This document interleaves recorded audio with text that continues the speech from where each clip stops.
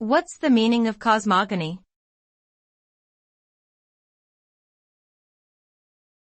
Cosmogony.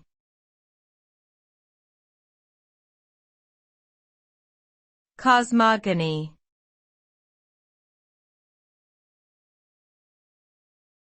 Cosmogony.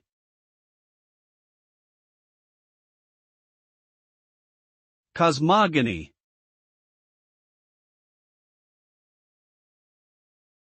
Cosmogony refers to the study of the origins and development of the universe, including the formation of galaxies, stars, planets, and other celestial bodies. It seeks to explain the physical and chemical processes that brought the universe into being and how these processes have shaped its structure over time. The ultimate result of cosmogony is a comprehensive understanding of the origins and evolution of the universe, which can help us better appreciate our place in it and inform ongoing scientific inquiry and exploration.